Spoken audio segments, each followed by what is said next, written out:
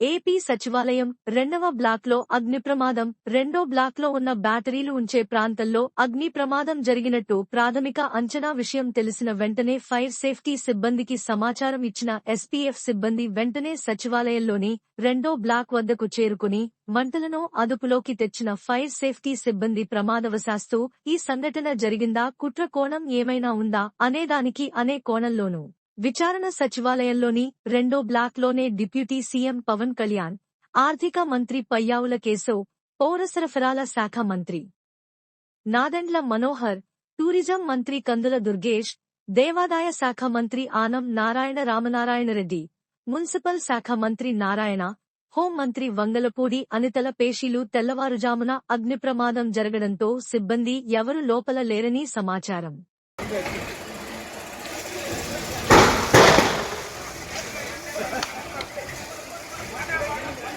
బాబు